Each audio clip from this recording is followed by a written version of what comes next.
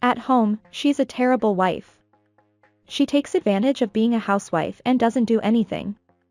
After marriage, the husband who rarely came home said this at a family gathering. The relatives sympathized with him and said, "What a terrible wife." Then the husband went on to say, "She's bad at cooking and the food is inedible.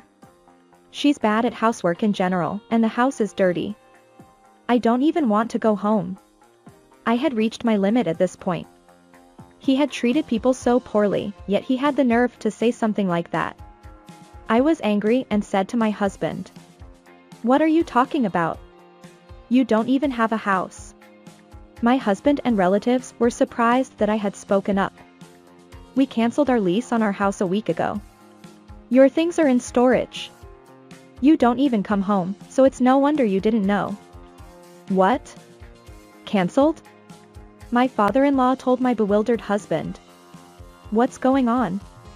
After this, my husband would experience hell. My name is Emily. I'm 32 years old and married. My parents run a medium-sized factory. My father is the president, and my mother is in charge of organizing part-time workers at the factory. I'm an only child who was raised by my doting parents. I graduated from college and worked as an accountant for a major automaker. I'm shy and had little experience with romance when I turned 30. My parents were worried about me and introduced me to several potential partners through arranged dates, but I didn't find anyone who clicked with me. Just as I was thinking of giving up on arranged dates altogether, my father introduced me to someone he wanted me to meet. He was the son of an important business partner of my father's company. I couldn't ruin my father's reputation, so I reluctantly agreed to meet him. That's where I met Ken, who would later become my husband. Ken worked for another related company to inherit his father's company. He had a kind smile and was polite, which made me like him. It turned out that he felt the same way about me, and we exchanged contact information after our arranged date. We went on dates after that and got engaged 6 months later when Ken proposed to me. I happily accepted his proposal and went to both families to report our engagement. My parents were overjoyed by my marriage. "Emily, I'm glad. Ken, please make my daughter happy. With your father's company, we can work together for a long time." My parents seemed happy not only that I would be happy but also that we had a special bond with an important business partner. Thanks to Ken's company's dealings, my father's company seems to be doing well. Next, we went to visit Ken's parents. Their house was a mansion beyond my imagination. Smiling, my mother-in-law said, "I'm glad Ken and Emily are doing well. This child didn't get married until this age, so I was a little worried." My mother-in-law is apparently a city councilor. She seems kind, but her way of speaking is clear and she seems like a person with vitality. Then my father-in-law chimed in. "Yes, our family is a family business, so we value our bonds with our family and relatives. Emily will be one of them. I'll count on you for Ken from now on." My father-in-law was a person who seemed like a president with his dignity. I was nervous because of his rough demeanor. However, he agreed to our marriage and was happy about it. After that, Ken and I registered our marriage and had a wedding ceremony. The condition for getting married was to become a housewife. My job is pretty busy, so I want Emily to take care of the house. I nodded at his words. "Okay, I'll do my best to serve you." Ken's salary was pretty good, and we received a large amount of wedding gifts from both families, so I wasn't particularly dissatisfied with being a housewife. My friends teased me that it was enviable to be a housewife with such good fortune. Ken and I started living together, but Ken refused his parents' offer to buy them a condominium. He said he wanted to live in a rental that was affordable for both of them. I thought it might not be good to rely on his parents for everything, so I agreed with Ken's idea. When they were deciding on a place to live, Ken said, "I'm too busy to go around looking for a real estate agent. Find a place you like and sign the contract. Is that okay?" "Yeah, I'll move in there." So I went around the real estate agents by myself and decided on a new rental apartment to live in with Ken after the wedding. We moved there after the wedding ceremony. We expected to start our sweet newlywed life, but it was soon shattered. Ken didn't come home at all. He came home when it was already past midnight due to overtime work on weekdays and left early in the morning. He also worked on weekends and holidays and said he had to work overtime. He also went on business trips frequently and sometimes stayed overnight. I stayed at home all day doing housework during that time, but I had a lot of free time. At first, I made food for Ken, but he said he had eaten outside and went to bed without touching it every day. So he continued to sleep at home without doing anything else. I gradually began to feel empty about such days. Is this what marriage is like? I did decide to support Ken, but this isn't good. After thinking that way, 3 months after the wedding, I decided to talk to Ken. Hey, Ken, are you really that busy with work? We don't have any time as a couple.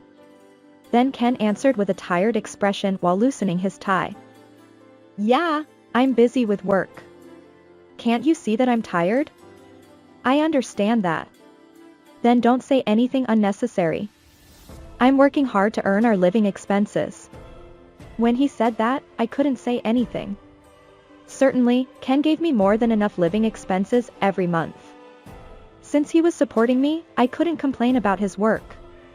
At that time, Thanksgiving Day was approaching. So I asked Ken, don't we have any gatherings or anything during Thanksgiving Day? Don't we have to visit your parents' house? Then Ken replied, no, it's okay. Besides, I have work too, and my father goes on a trip every year. But are you sure it's okay? I'm saying it's okay. We also sent them gifts for the summer greeting season, so it's fine. Ken said that in an annoying tone and went straight to the bedroom. At that time too, I could only stare at his back without saying anything. Time passed, and around the time Thanksgiving was over, I received a phone call. Hello, is this Emily? It was my father-in-law. Yes, father-in-law. It's been a while. I can't believe you didn't show up at the family gathering for Thanksgiving. What? I told you that we value our bonds with family and relatives. You're married now, so you should show up and help out. I was criticized without any explanation, and my mind went blank. I didn't even know there was a gathering for Thanksgiving, and Ken had told his parents that they were going on a trip. I'm sorry, father-in-law, but I don't want to hear your excuses. I asked Ken, and he said you're not even doing housework properly. What? I was at home all day and did housework perfectly. Did Ken really tell his father that? You became a housewife, so you should take care of the house properly. Got it? My father-in-law said that in an overbearing manner, and I could only answer yes. That night, I told Ken exactly what my father-in-law had said to me. You said there wasn't a gathering for Thanksgiving. So why? Did I say that? Maybe you misheard me. That's not true. If I knew there was a gathering, I would have gone. And if you have any complaints about my housework, you should tell me before telling your father. I pleaded with him in tears, but Ken just laughed. You're just lazing around at home all day. What are you talking about? I'm trying my best to do housework perfectly while you're not here. I don't know. You're probably just playing around with my money. That's not true. Ken looked at me coldly and left immediately. After that, Ken's attitude became even colder.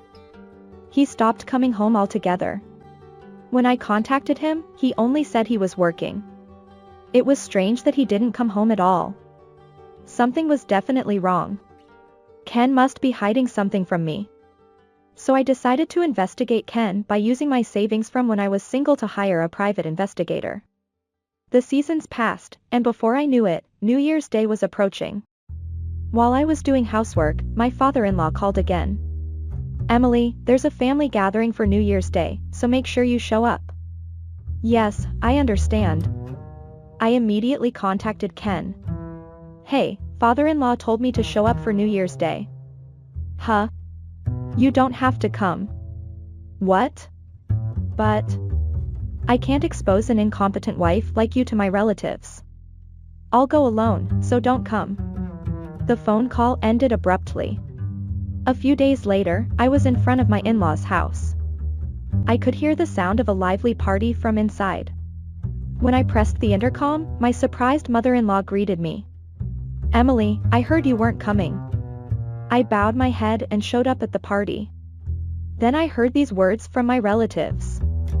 "Finally, the bride shows up. Is that the wife who doesn't do any housework? It's been a while since we've seen her." My father-in-law looked sullen and glared at me. Ken, who was drinking with his relatives, was stunned when he saw me. He probably didn't expect me to show up here. However, he couldn't kick me out in front of his relatives. So he turned away from me and started drinking again. While my mother-in-law and I were preparing food and drinks in the kitchen, I overheard a conversation in the living room. "Ken, is your married life going well?" "As you can see, uncle.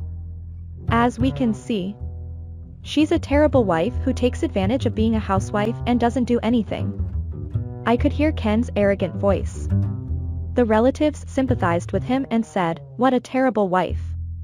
Then Ken went on to say, "She's bad at cooking and the food is inedible. She's bad at housework in general, and the house is dirty. I don't even want to go home."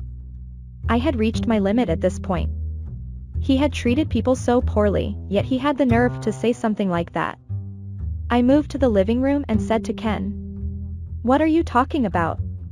You don't even have a house." I intervened in the conversation, and my husband and relatives looked surprised. "What? I don't even have a house." When Ken told me that in a panic, I calmly replied, "I canceled our lease on our house a week ago. Your things are in storage. You don't even come home, so it's no wonder you didn't know." Yes, I had canceled our lease on our house and started living alone. "What? Canceled?" Ken's eyes widened as his father told him. "What does that mean?" Ken still couldn't believe what was happening and couldn't say anything. So I turned to my father-in-law. "Ken has hardly come home since we got married. He hasn't even eaten my cooking once. He hasn't set foot in our home for months." Then my father-in-law raised his eyebrows. "What? Then where has Ken been sleeping? He seems to be living with his mistress. Right, Ken?" "What?" The relatives were murmuring. Ken blushed and said, "You're making things up. I just slept at the office. You're neglecting me because I'm busy, you worthless wife." Then my father-in-law said something like this. "Ken also said that, Emily. What are you thinking? Canceling the lease on the house without permission and making up lies about cheating." The relatives also said, "What a terrible wife. Poor Ken." Then I took an envelope out of my bag and dumped its contents on the spot. Inside were numerous photos of evidence of Ken's infidelity. Ken was smiling as he linked arms with a flashy woman and entered shady places and the woman's house. My father-in-law was staring at them intently. I told my husband firmly, "The evidence is there. Why don't you explain it to everyone yourself?" As Ken looked at the photos, his face turned pale. "That's not true." Then my mother-in-law, who had somehow appeared next to me, told him in a low voice, "Ken, tell us the truth." Ken seemed to give up and began to speak reluctantly. "I've been involved with her since before we got married. She's a woman I met at a nightclub. We love each other." The relatives were murmuring. Then I said, "That's why you didn't come home, because you were going to her house. So why did you marry me?" Father and mother would never approve of me marrying a woman from a nightclub. I thought I could reassure them by marrying a subcontractor's daughter. Despite my anger, I asked him another question. "Why did you badmouth me to your relatives and father-in-law?" "I thought it would make it easier to get divorced. I really wanted to be with her. I wanted to dump you from the beginning. But people wouldn't understand if there wasn't a reason." I was about to open my mouth in anger when there was a loud noise. My mother-in-law had slapped Ken in the face. "Mother, you're saying nothing but selfish things. What do you think marriage, Emily, is?" Then my father-in-law stood up and told him, "Ken, you're a shameful son. We're disowning you." "What? Disowning? But I'm going to inherit your company, aren't I?" We're not going to let that happen. Don't ever show your face in front of us again. Apologize to Emily too. Then Ken knelt down in front of me. Emily, I'm sorry. Please tell father and mother that you forgive me. I shouted at him loudly. I won't forgive you. We're getting divorced. We'll take plenty of compensation for damages. And good luck with your mistress, you scumbag. After that, Ken was kicked out by his father and relatives and left crying.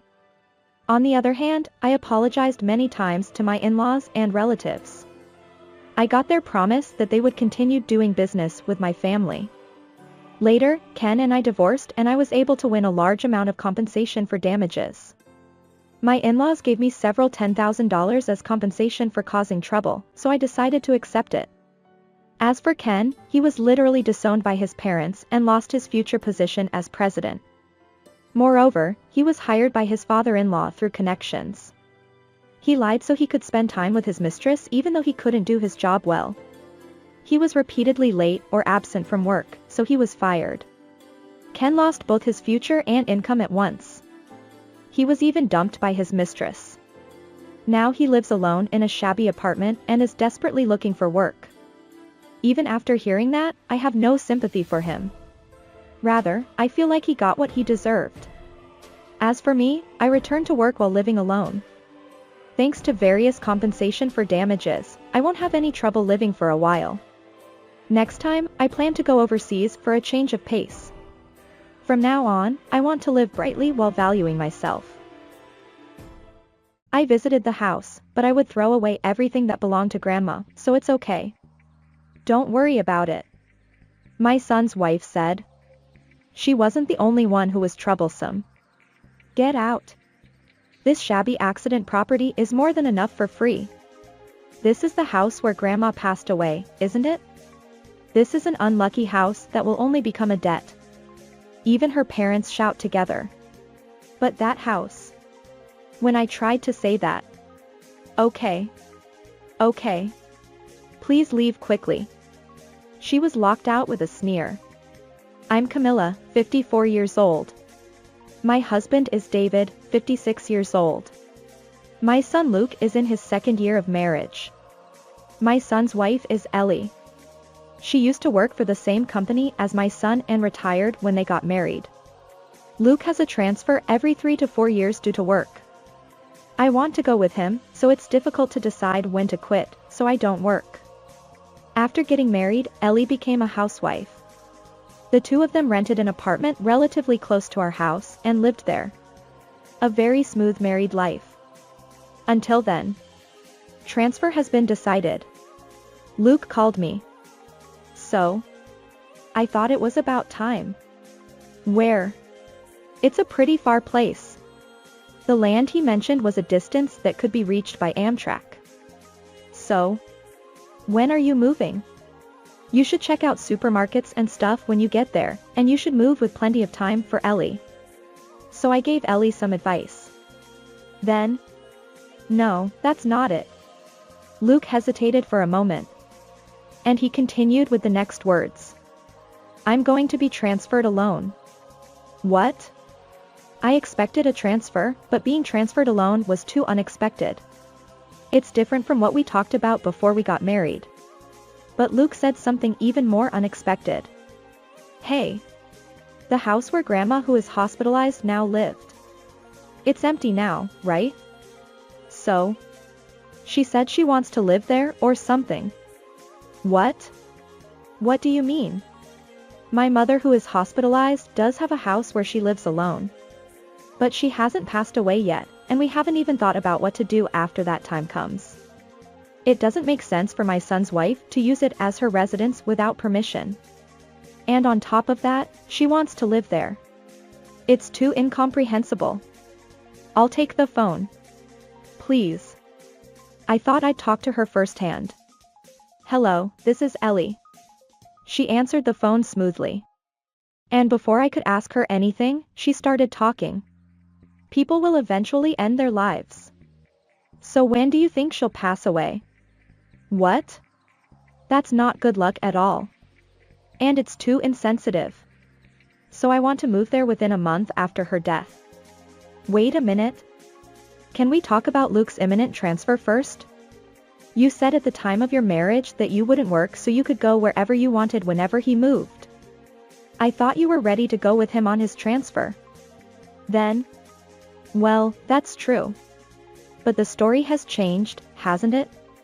I didn't know there was an empty house before we got married. If we have a house, I won't have to work anymore, right? And if we live with my father and mother, we won't have to pay for nursing care in the future. What? Huh? What did you just say? Are you going to live with your parents? I threw questions at her in rapid succession. I didn't understand what she meant. Am I talking to an alien family? Are they going to use my mother's house as a base for conquering Earth? Wait. Can I talk to Luke? I think it will be a waste even if you talk. Bye. The phone was hung up. I couldn't talk with Luke. Of course, I immediately called Luke's smartphone. But he didn't answer the phone. I called him back many times, but he didn't answer. Was his wife telling him something right now? I told my husband what happened while my face turned pale. What? Naturally, my husband was also shocked. No. No. Wait a minute. Your mother was already hospitalized at Luke's wedding, and Ellie has never met her. So, why do you have to donate the house to her in-laws? My husband had almost the same reaction as me. You think so too? I thought for a moment that my values were strange because she said it so naturally. But as we talked, we gradually calmed down. Well, of course, that kind of talk won't work. If you refuse, it'll be okay. That's right. If I don't give her the key, and if I don't give permission for inheritance, which will probably happen, it'll be okay. But the Space family hadn't given up on their ambition to conquer Earth. Then Luke went on a business trip alone, and 6 months passed. According to Luke, his wife wouldn't move no matter what happened, and the moving date came. Of course, she stayed alone in the neighborhood during that time and didn't contact me at all. And then, my mother passed away. She had received a life expectancy notice and had been hospitalized for a long time, so I was naturally prepared. However, the funeral was tough. It's often said that when you're in this situation, you only remember good things, but my mother was really warm-hearted. So even though I held such feelings, tears flowed when we said our final goodbyes. After finishing the funeral and seeing off our relatives who had come to visit us, Luke's family was the last to leave. However, at that very last moment when they were leaving. Well then, mother-in-law. I've been saying this for a while now, but can I have the key? She said it in such a natural tone as if it were obvious. What? It wasn't a story to ask in this situation. I couldn't believe my ears. Oh. Never mind. I'll get it myself. Huh? She didn't even wait for me to recover from my confusion. I saw it there on the day of our wedding greeting. She walked into the living room without permission and opened one of the small drawers in the corner. Then she took out a key with a plate that read Mother's House. I think it took less than 3 minutes for her to do all of these actions. Each action, opening a drawer without permission, taking it away as if it were obvious. Today was a funeral. Everything was unreasonable. Wait a minute. I couldn't help but raise my voice in protest. But Ellie ignored such voices and went back to the entrance as if nothing had happened. Luke. When I realized that my voice wouldn't reach her, I called out to Luke instead. Stop that wife of yours. My son. My son who had been stunned finally came back to his senses. Wait a minute. Luke rushed to the entrance in a hurry and scolded his wife. Then. Go back to your business trip quickly? This is our story living in Chicago. Outsiders should keep quiet.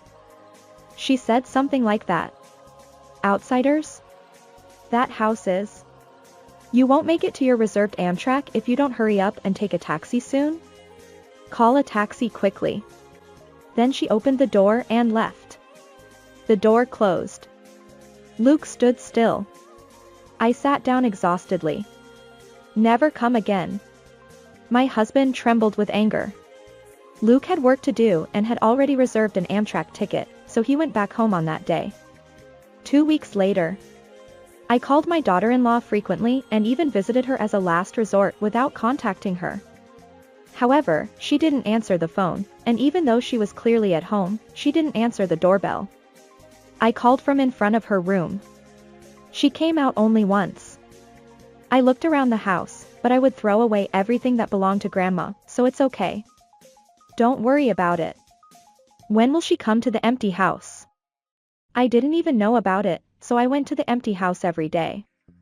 Then one day, I saw a moving company entering the house. My husband and I rushed over. This house. I tried to protest to the 3 people who came out of the house. However, I was shouted at by my daughter-in-law's father. Get out. This shabby accident property is more than enough for free. Daughter-in-law's mother also said, this is the house where Grandma passed away, isn't it? This is an unlucky house that will only become a debt. It was hopeless.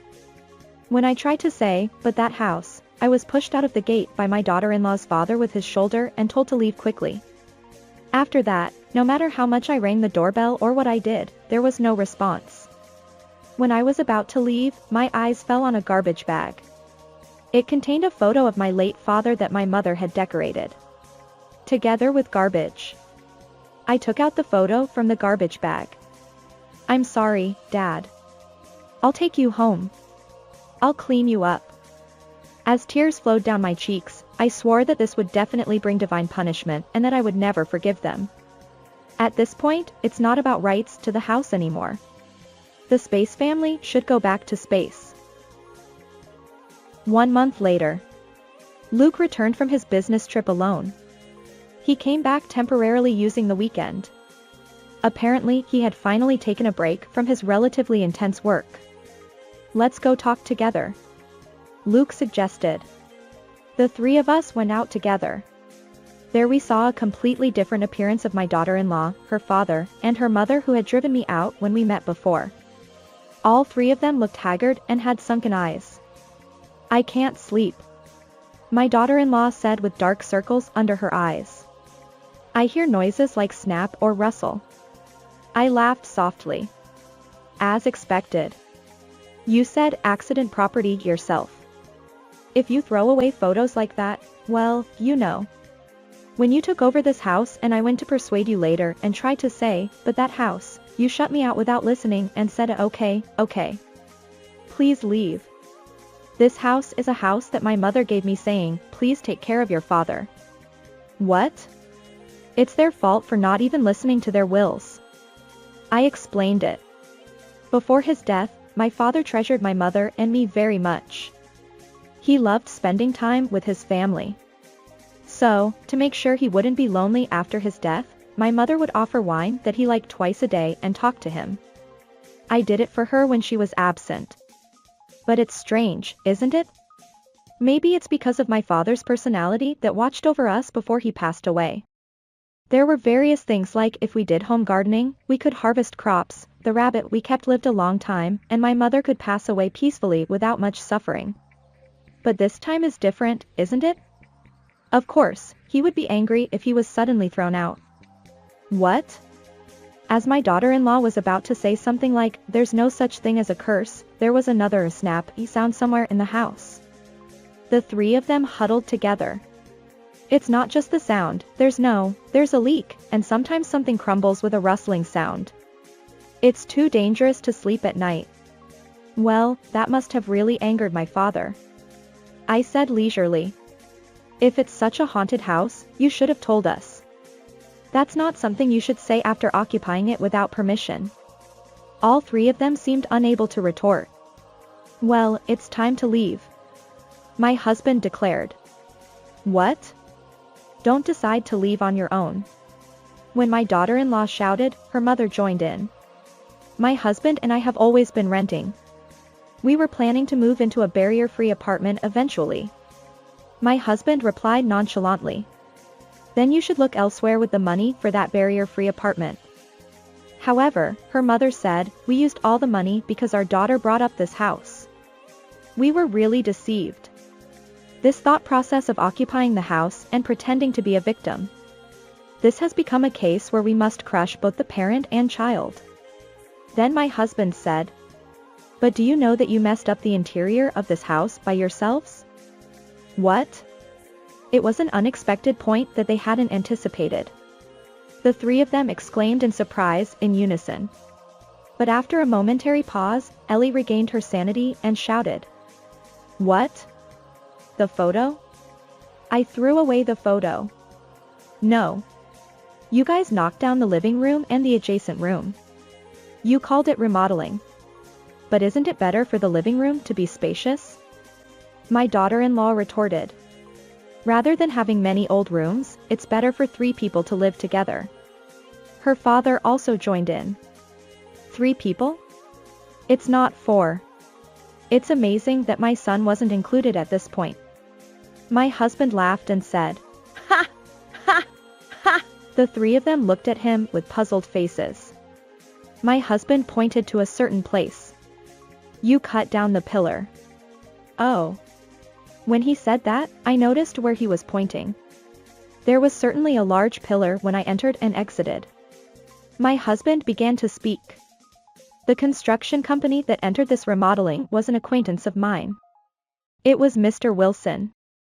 I also remembered the name of the person he was talking about. Actually, my husband's job is an exterior wall painter. He often gets work from Wilson Construction. The president of Wilson Construction is a one-man contractor and my husband's classmate. You guys told Mr. Wilson to cut the pillar because you wanted to remodel it here. When Mr. Wilson tried to say, "But that pillar," he heard a condescending remark from you guys saying, "Yes, yes, just listen to what the customer says, this construction company." Mr. Wilson was troubled and consulted me, so I replied, "Please respond as they say." You guys didn't listen, and you didn't listen to your wife's argument this time either. You should pay for your own mistakes. What? It was clear from their expressions that the price was too high. This house is old as you guys say. It's a house built with one pillar supporting it. It has lost its main pillar and is now supported by walls. Even if it doesn't collapse all at once like in a comedy, various parts will come loose eventually. Leave before it collapses. Even if you say that, we have nowhere else to go. You have a big sin for knowing and leaving it alone. Fix it with your own money. Luke suddenly intervened in the noisy argument. There's no reason to help others. What? My daughter-in-law shouted in a frenzy. Did I do something? Of course. It's a splendid crime called real estate invasion. And you damaged property by throwing away photos without permission. What? She shouted again at the words that could be answered immediately. My son answered. Of course. You guys lived in someone else's house without permission. Wait a minute, isn't that strange? I'm your wife. My daughter-in-law clung to her son with a half smile. But my son was cold. If this were my house, even if my spouse lived there without permission, it wouldn't be a crime. But this is in my mother's name that she inherited. If my mother sues, the police will move. My son continued. You called me an outsider even though I'm your family. If I weren't here, you wouldn't have any connection with this house in the first place. Even though it was a condition of our marriage for me to follow you on your business trip, you broke that too and lived in my mother's house without permission. But you don't seem to understand that. It's a difference in values. Divorce. This makes you outside. Leave by tomorrow. If you don't leave, I'll call the police. My daughter-in-law collapsed weakly. My son put green paper in front of her. Her father and mother were also stunned when they saw the green paper before hearing the words, "Call the police." In the end, as expected, my daughter-in-law and her parents left the empty house reluctantly. By the way, when a house makes a sound like a snap or a rustle, it's called a house ringing, which is a sound that occurs when wood swells or dries due to humidity and is not usually a supernatural phenomenon. After the divorce, my wife became an illegal resident and could no longer live in the neighborhood. My parents also spent all their money on overseas travel, so the 3 of us were wandering around. As for me, I put the photo I rescued that day at home and started praying with my mother's photo. Since then, I've felt like my houseplants are doing well and even my cactus has bloomed. Well, I don't know if it was a small blessing or just a coincidence, but I interpreted it as my mother and father watching over me, which was very much appreciated. In the end, that land became a parking lot. Now, due to its location near the station, there are many people coming and going. And then, a few years later, my son got remarried. This time, it seems that his new wife will accompany him on his transfer. It's tough to move around and rebuild relationships with people. But if I can offer souvenirs from various places, my ancestors can eat local sweets from different places and will be happy. As she offered wine to the photo, his new wife murmured, "We'll come again with the three of us next time." Huh? I immediately caught that little word and asked again. "Well, that's what I mean." She smiled. The gentle scent of roses next to the photo seemed to waft through the air at that moment.